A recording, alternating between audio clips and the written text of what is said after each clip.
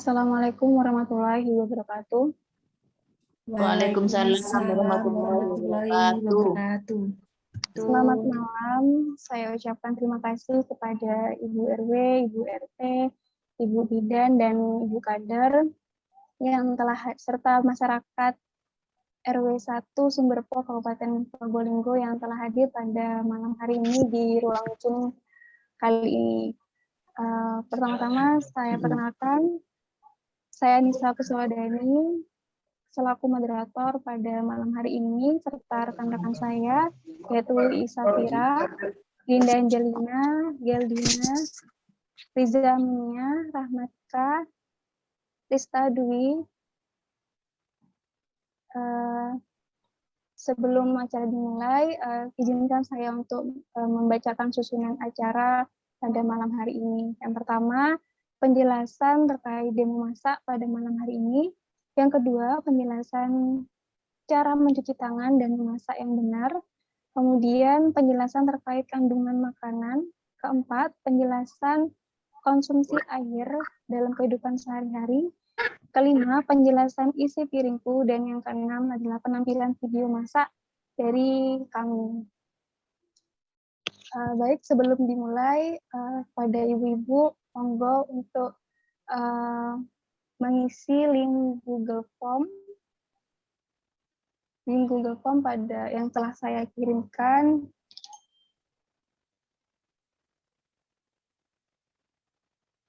di grup WhatsApp. Membutuhkan waktu sekitar 5 menit, Ibu.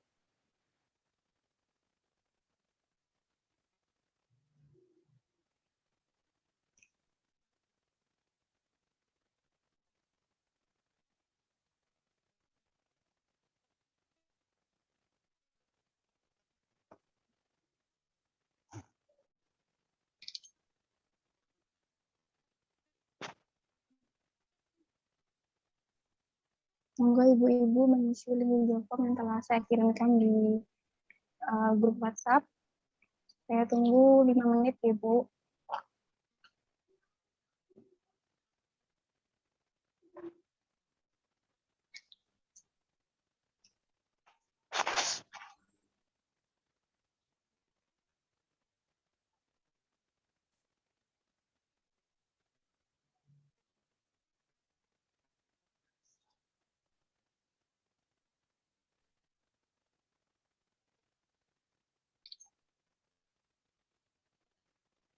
Baik, sembari mengisi link Google Form, untuk acara mungkin bisa dimulai, Ibu. Kepada yang bertugas, monggo dipersilahkan.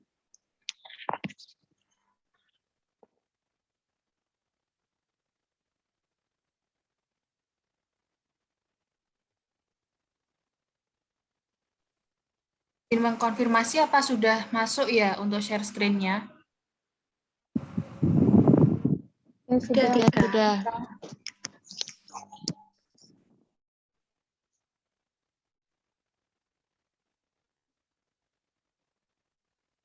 Baik, di sini kami akan menjelaskan mengenai tentang gizi seimbang, tentang menu 4 sehat 5 sempurna. Untuk yang pertama akan dijelaskan oleh rekan saya, yaitu Geldina Raudina.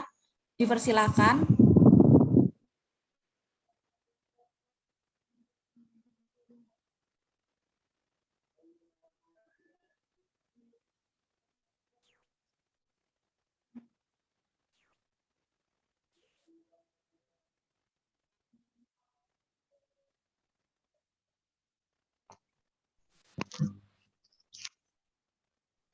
Baik, untuk mungkin karena Geldin ada terkendala sinyal, di sini saya akan menjelaskan terlebih dahulu. Yang pertama adalah cara memasak dan memasak sayur yang benar. Yang pertama kali kita lakukan yaitu kita mencuci sayuran tersebut itu terlebih dahulu menggunakan air mengalir. Kemudian yang kedua yaitu potong sayuran dengan ukuran besar. Kita mencuci sayuran terlebih dahulu karena mencuci sayuran terlebih dahulu sebelum memotong karena agar vitamin yang terkandung di dalam sayuran itu tidak larut dalam air yang kita gunakan untuk mencuci. Kemudian Ya, ada cara memasak sayur yang benar dan metode memasak sayur yang benar. Yang kedua ada metode memasak sayur yang benar. Beberapa sayuran kita biasanya bisa memasaknya dengan cara ada yang bisa direbus, dipanggang, ditumis, ataupun dikukus. Kemudian ada pun cara mencuci buah dan sayur yang benar. Yang pertama, pilihlah sayur dan buah yang segar, kemudian cuci bersih menggunakan air mengalir. Ketika sudah dicuci bersih, kita lap dengan tisu atau serbet yang bersih, kemudian disimpan di kulkas atau ruangan yang dingin. Kemudian, di sini setelah pemaparan materi yang kami berikan, kami akan memberikan demo tentang memasak sayur bayam dan juga oseng tempe tahu, seperti itu. Kemudian yang akan dijelaskan ini yaitu kandungan gizi bayam. Dalam bayam terdapat kandungan yaitu ada kalsium oksalat, zat besi, vitamin A, vitamin C, vitamin K, dan juga masih ada yang lainnya. Yang kemudian vitamin C dan beta karoten sangat bagus untuk menjaga sel-sel dari efek buruk radikal bebas. Kemudian di dalam satu cangkir bayam mengandung 1000% AKG vitamin K yang berguna untuk mencegah kerusakan sel-sel tulang. Kemudian dalam bayam juga mengandung sejumlah antioksidan yang bagus untuk melindungi mata dari efek buruk sinar ultraviolet. Di dalam bayam juga mengandung zat yang disebut dengan angiotensin dan peptida. Zat ini berfungsi untuk menurunkan tekanan darah tinggi. Kemudian ada kandungan dari tahu dan tempe. Tahu dan tempe mengandung zat-zat gizi esensial seperti karbohidrat, protein, lemak, vitamin, mineral, dan juga senyawa bioaktif yang unggul seperti vitamin B12, anti diare, anti kanker, penurun kolesterol jahat, dan antioksidan dalam bentuk isoflavon. Kemudian tahu dan tempe ini juga bermanfaat untuk mengobati diare, meningkatkan sistem kekebalan tubuh, menjaga kesehatan jantung, menghambat proses penuaan, serta dapat menurunkan berat badan. Kemudian tahu dan tempe juga memenuhi kebutuhan vitamin B12, yaitu untuk mengatasi efek flatulensi, mengurangi resiko Parkinson, meningkatkan kinerja otak, menurunkan kadar kolesterol jahat. Kemudian untuk setelah itu kita bisa makan makanan seperti buah, yaitu di sini kita mengambil contoh yaitu mangga. Mangga mengandung sebagian besar air 80%, kemudian juga terdapat gula 15%, dan sisanya terdiri dari berbagai macam vitamin, seperti ada vitamin A, vitamin B, vitamin C, dan juga senyawa lainnya. Salah satu kandungan vitamin yang paling banyak dalam buah mangga adalah vitamin C dan gula buah atau yang biasa disebut dengan fruktosa. Kemudian selanjutnya ada ketentuan untuk minum air yang akan dilanjutkan oleh teman saya yaitu Geldine. Untuk Geldin dipersilahkan.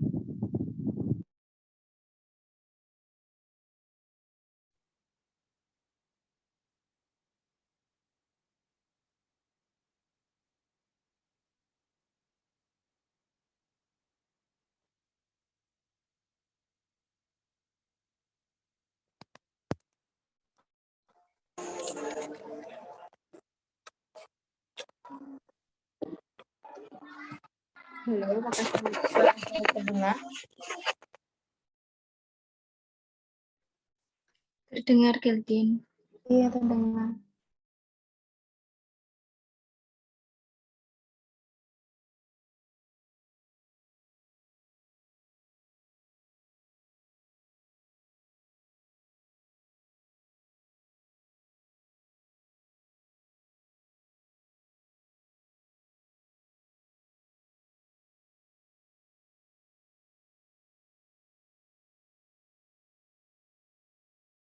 Mohon maaf, Dina, suaranya tidak terdengar lagi.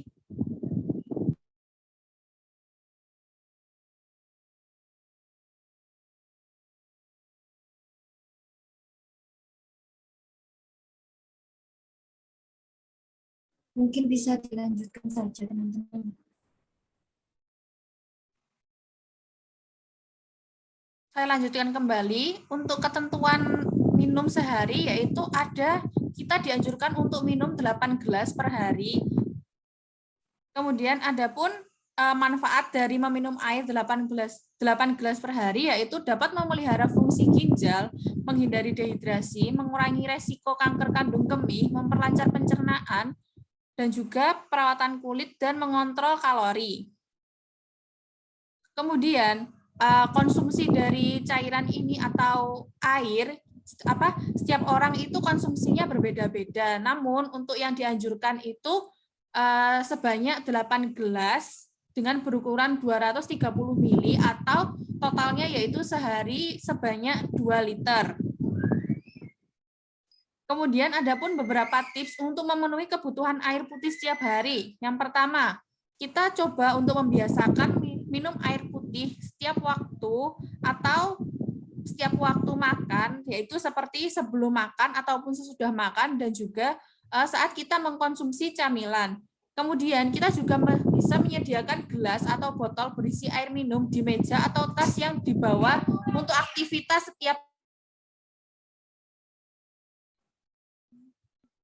Kemudian bisa menambahkan air putih agar rasanya lebih enak, yaitu kita bisa menambahkan buah-buahan seperti jeruk nipis ataupun apel atau daun mint, itu bisa disebut juga dengan minuman infused water agar untuk lebih segar rasanya dan juga bisa memenuhi kebutuhan vitamin yang kita. Kemudian ada beberapa selanjutnya yaitu ada isi piringku. Untuk isi piringku di sini ada lauk pauk, buah-buahan, sayuran dan juga makanan pokok. Untuk isi piring yaitu ketentuannya 1/6 yaitu lauk pauk, bisa menggunakan lauk pauk nabati ataupun hewani, kemudian 1/6 lagi adalah buah, 1/3 adalah makanan pokok, 1/3 lagi adalah sayuran.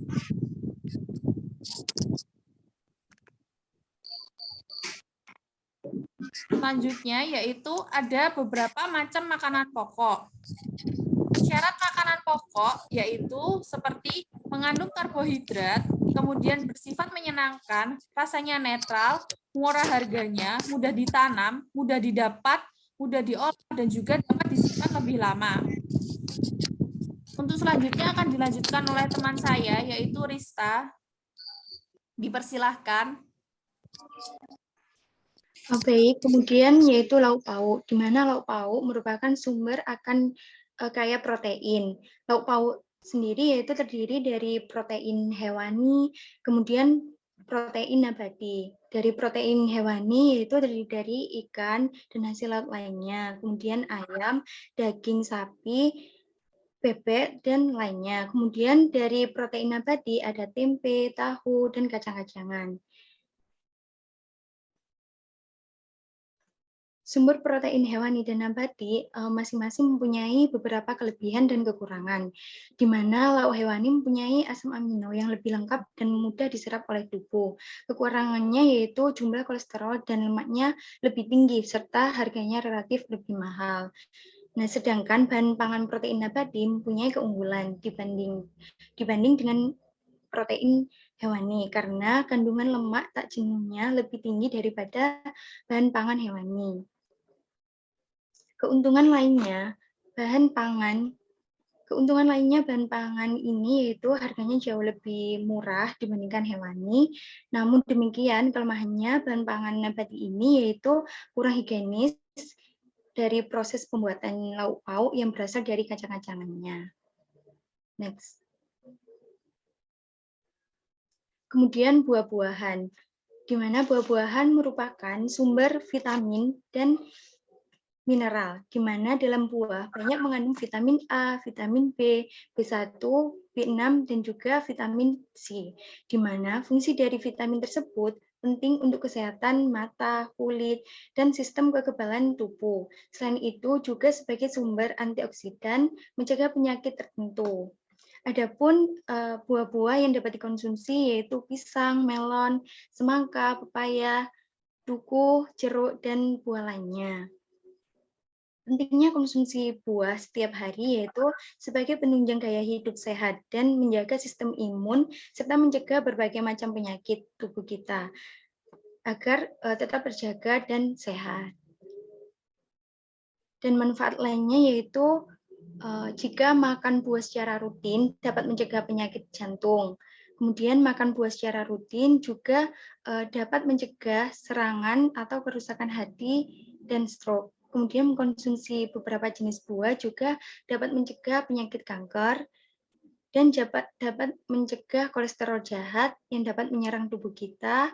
Kemudian dapat mencegah tekanan darah tinggi dan menjaga sistem kekebalan tubuh kita. Kemudian ada sayur-sayuran, di mana sayur-sayuran merupakan sumber vitamin dan mineral. Sayuran merupakan sumber vitamin dan mineral, terutama karotin. Di dalam sayuran terdapat vitamin A dan vitamin C, serta zat besi dan fosfor. Sebagian vitamin mineral yang terkandung dalam sayuran berperan sebagai antioksidan. Beberapa sayuran dapat dikonsumsi dengan atau secara mentah, seperti mentimun dan juga tomat. Dan juga ada beberapa sayuran yang perlu untuk diolah atau dimasak dengan cara dikukus, direbus, dan ditumis. Adapun manfaat dari sayur-sayuran tersebut yaitu mencegah dan mengurangi stres berlebihan, memperlancar buang air besar, mencegah penyakit jantung dan kanker, mempertahankan berat badan seimbang, sumber energi bagi tubuh, menjaga kesehatan mata, kulit, dan juga memperkuat tulang. Sekian presentasi dari kelompok kami. Apabila ada salah kata, saya mohon maaf. Assalamualaikum warahmatullahi wabarakatuh. Saya kembalikan kepada moderator. Terima kasih. Baik, terima kasih kepada pemateri. Penyampaiannya sangat bagus sekali dan telah mendapatkan banyak informasi terkait gizi, terutama pada kebutuhan terkait lauk pauk, buah-buahan, sayur mayur, dan serta minuman untuk air putih sendiri. Mungkin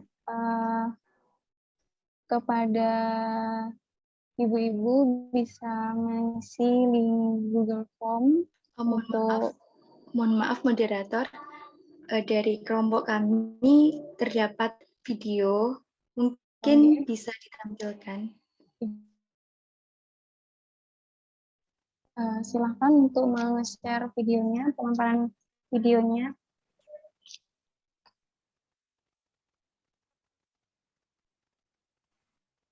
Mohon maaf untuk videonya ini kami masih loading. Bisa ditunggu sebentar, nggih.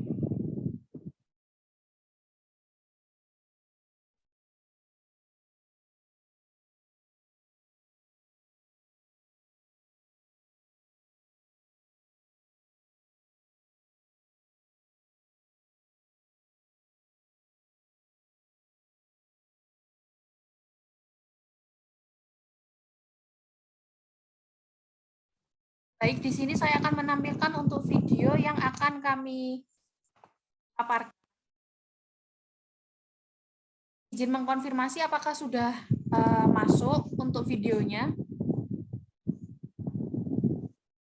Masih belum, Cika.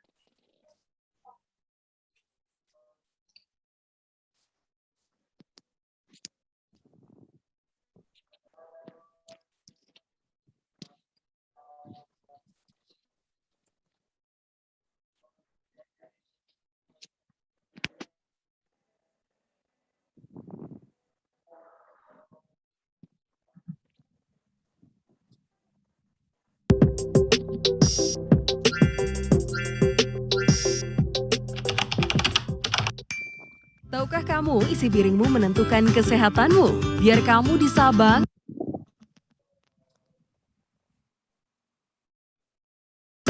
atau di Merauke, perhatikan porsi idealnya ya.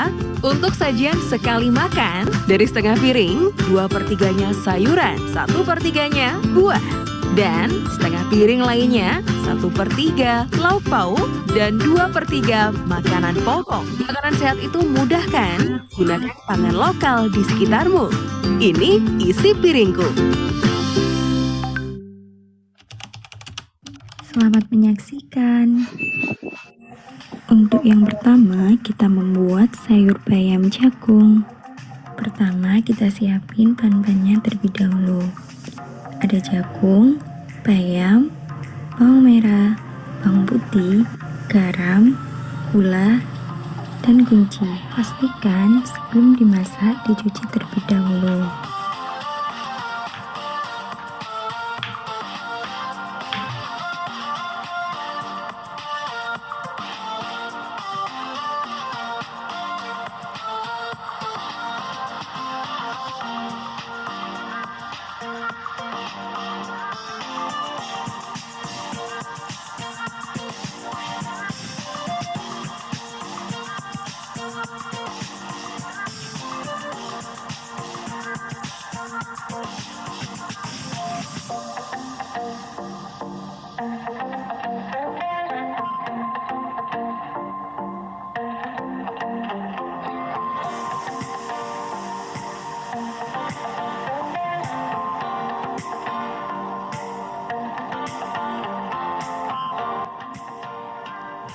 Proses pembuatan sayur bayam jagung sudah selesai dan siap dihidangkan.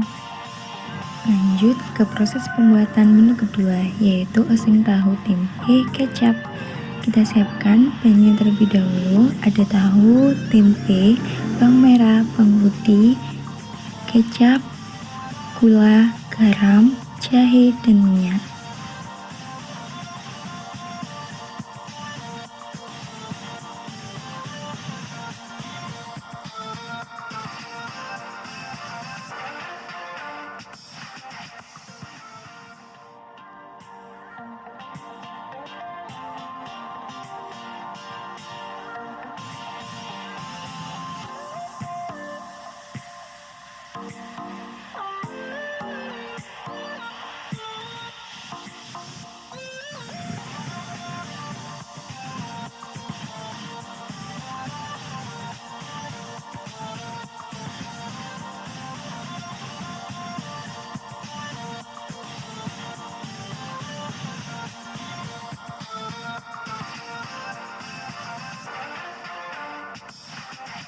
Masakan sudah selesai dan siap disajikan.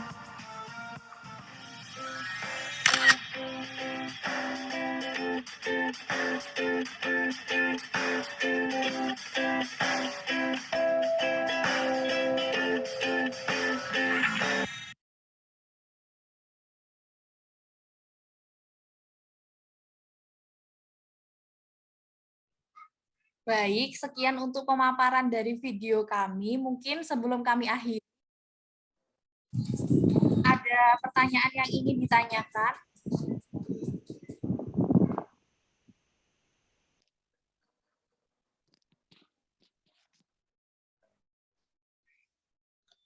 Oke, Ibu-Ibu, mungkin ada yang ingin ditanyakan terkait materi yang sudah dijelaskan, atau mungkin ada yang mau di-share atau pengalamannya seperti apa terkait memasak Ibu-Ibu biasanya.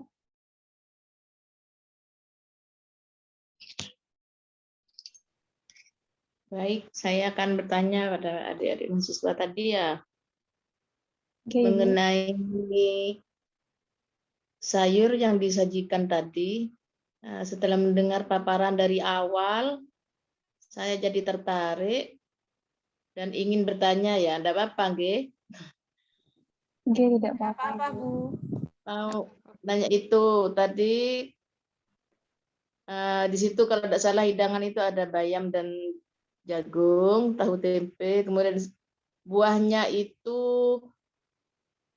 mangga, kalau tidak salah ya. Iya, Ibu. Terus Ya,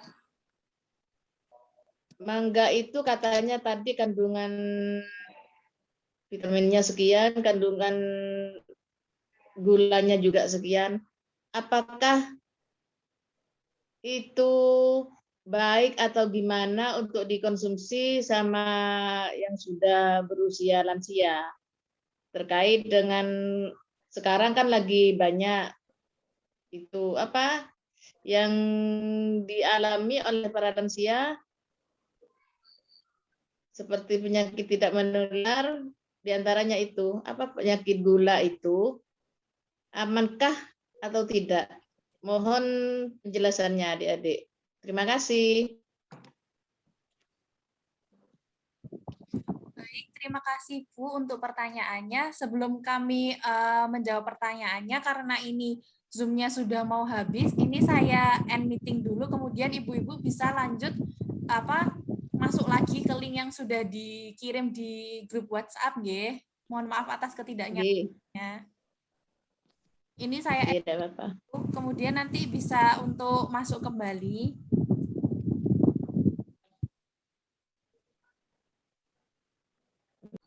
Baik, pertanyaannya bisa kami jawab.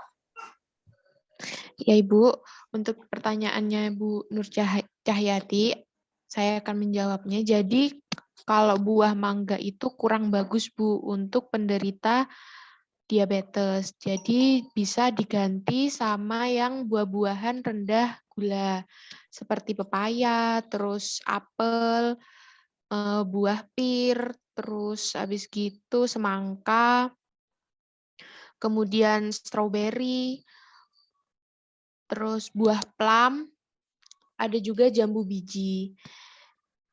Jadi nggak semua buah untuk penderita diabetes itu baik buat si penderita diabetes itu sendiri.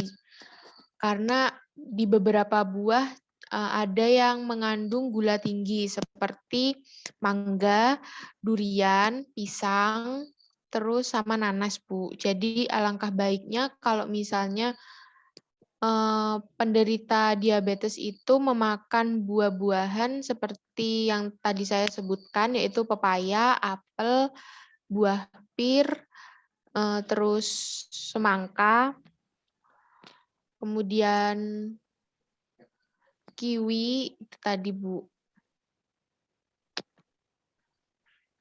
Mungkin Tika dan Rista mau menambahkan.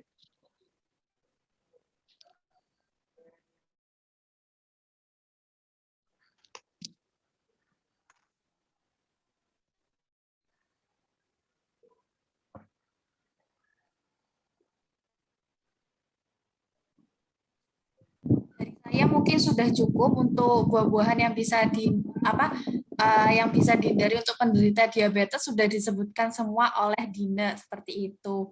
Apabila ingin makan buah tersebut, kita tidak boleh makan yang terlalu banyak. Mungkin bisa mencicipnya mungkin cuma hanya 1 potong atau 2 potong agar kadar gula di dalam tubuh itu bisa terkontrol dengan baik. Seperti itu, Ibu. Oke, makasih atas jawabannya.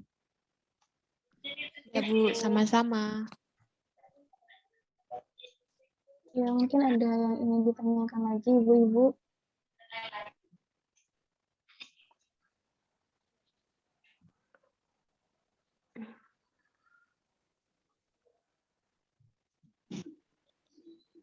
Mbak, saya mau tanya. Iya, Ibu. Porsi isi piringku itu dipukul rata, tak, Mbak? Untuk semua sayur, buah, dan lain-lain.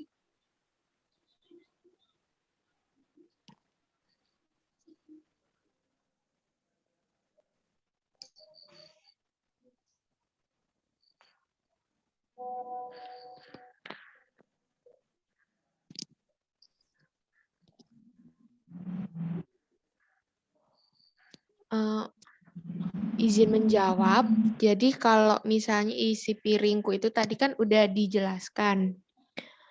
Kalau misalnya idealnya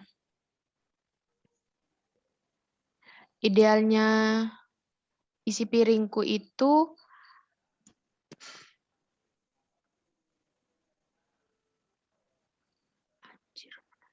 terdapat dari lauk pauk, buah-buahan, sayuran, dan makanan pokok.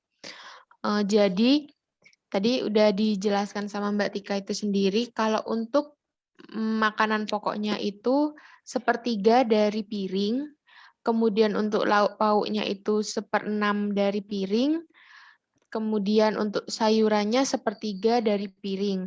Dan yang terakhir untuk buah-buahnya itu 1/6 dari piring itu sendiri. Jadi dalam satu piring itu harus idealnya itu harus komplit ada makanan pokok, sayuran, buah, dan lauk pauk. Seperti itu.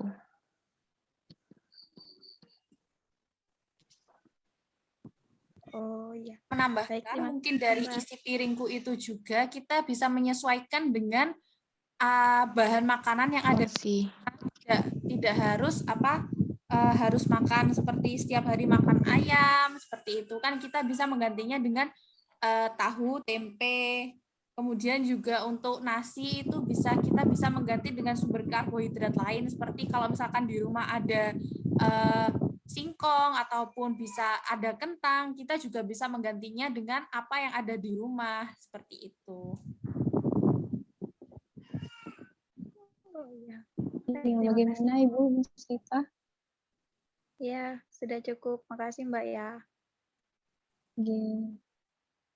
Mungkin ada lagi dari ibu-ibu yang ditanyakan. Saya ingin coba menanyakan terkait ini, kalau seumpamanya lagi diet kan. Nah, itu untuk takaran minuman minum untuk dalam per hari itu ada pengurangan atau bagaimana ya? Mohon dapat dijelaskan adik-adik. Ya, Ibu Siti Soleha, untuk izin menjawab. Jadi kalau untuk diet itu kita sebaiknya malah menambahkan untuk minum. Jangan, untuk idealnya kan tadi 8 gelas per hari. Jadi kalau untuk diet kita malah mengurangi, nanti malah ditakutkan tubuh kita itu mengalami dehidrasi. Jadi kalau misalnya Ibu Siti Soleha ini diet, alangkah lebih baiknya kalau minuman air putihnya itu lebih ditambah, Bu. Jadi kayak 3 liter per hari, atau kalau misalnya Ibu masih belajar 2,5 liter per hari, nanti ditambah lagi setiap harinya sampai 3 liter per hari itu, Bu. Terus kalau misalnya diet kan nggak cuman defisit kalori aja, jadi kita kan juga melakukan kayak olahraga gitu. Nah, dari olahraga itu sendiri kan mengeluarkan kayak keringat, terus kayak sering kencing. Nah, dari situ tubuh kita itu malah membutuhkan yang namanya air. Jadi jangan sampai kalau misalnya kita diet, untuk konsumsi air putihnya malah dikurangi, itu malah kurang baik menurut saya. Karena tubuh kita sendiri itu 60-70%-nya membutuhkan air, seperti itu, Ibu. Izin menambahkan, air juga tidak terkandung kalori, sehingga tidak mempengaruhi dari berat badan ibu sendiri. Dan mengkonsumsi air dalam sehari itu tidak perlu dikurangi, atau minimal itu konsumsi airnya 8 gelas atau setara dengan 2 liter. Jadi konsumsi atau tidak konsumsi itu tidak tidak mempengaruhi dari berat badan ibu itu sendiri. Karena dari air itu sendiri juga tidak terkandung kalori. Terima kasih. Iya, bagaimana Ibu Siti Soleha? Apakah ada yang ditanggapi? Baik, terima kasih. Sudah jelas, cukup jelas penjabarannya dan penjelasannya. Terima kasih. Terima kasih, Ibu. Mungkin ada lagi dari ibu-ibu yang ditanyakan.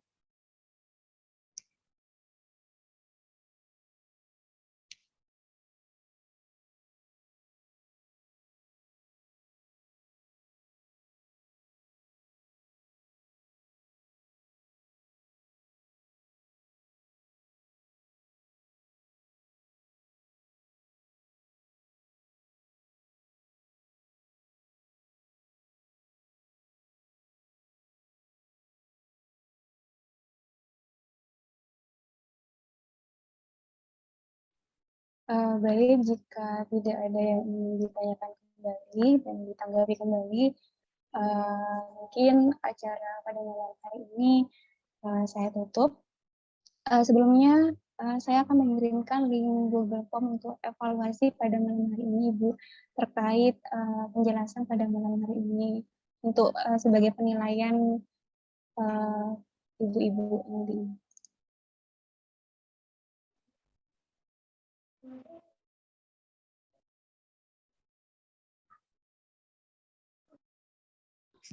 Anissa, masih ada yang bertanya di chat? Oke. Pertanyaannya, kalau anak tidak suka makan sayuran, bagaimana untuk memenuhinya? Memenuhi makanannya dan dengan makanan sehat sempurna pada anak. Seperti apa untuk makanan sehat sempurna untuk anak yang tidak suka makan? Seperti itu, bagaimana pemateri? Monggo bisa dijawab. Izin bertanya untuk pertanyaannya dari Ibu Windatri ya. Jadi gini Bu, untuk anak kecil itu dia lebih suka sama warna yang mencolok. Nah, sayuran yang warnanya mencolok itu ada wortel, ada jagung, kemudian ada brokoli. Jadi kalau anak nggak mau susah untuk makan sayur, mungkin ibu bisa kayak membentuk makanan dari anak ibu. Jadi misalnya kayak nasinya itu di dalam nasinya itu dipotong wortel dan dibentuk kayak nasi kepal gitu. Jadi mungkin anak ibu lebih tertarik dari bentuk makanan itu sendiri. Kemudian memilih sayur yang warnanya mencolok tadi seperti wortel, terus jagung, brokoli itu kan warnanya mencolok dan menarik minat anak ibu. Jadi kalau untuk anak kecil kita juga harus pinter-pinter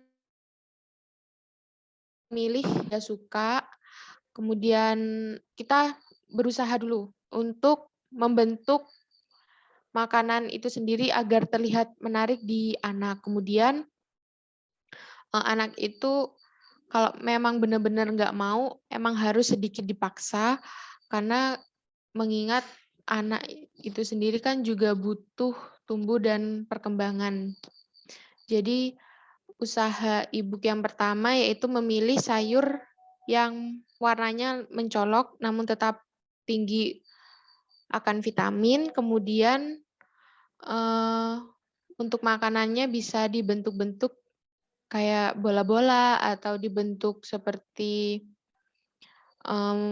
kayak beruang, kan ada itu yang cetakan-cetakan untuk makanan anak seperti itu. Iya, terima kasih buat materi. Bagaimana Ibu Windatri? Apakah ada yang ditanggapi?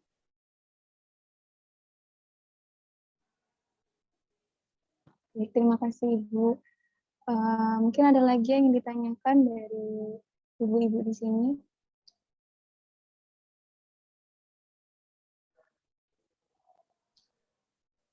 Baik, jika tidak ada, saya tutup. Sebelumnya saya akan membacakan kesimpulan untuk pada malam hari ini. Pentingnya pengaturan dan pengolahan makanan untuk baik segala usia, dari usia balita hingga lansia, untuk meningkatkan kesehatan dan menciptakan kegiatan Germas sendiri. Mungkin dari saya itu saja. Terima kasih telah hadir dalam Zoom pada malam hari ini. Saya tutup. Wassalamualaikum warahmatullahi wabarakatuh. Waalaikumsalam warahmatullahi wabarakatuh. Terima kasih wabarakatuh. Terima kasih Bu Ibu Terima kasih atas pada malam hari ini. partisipasinya. Jangan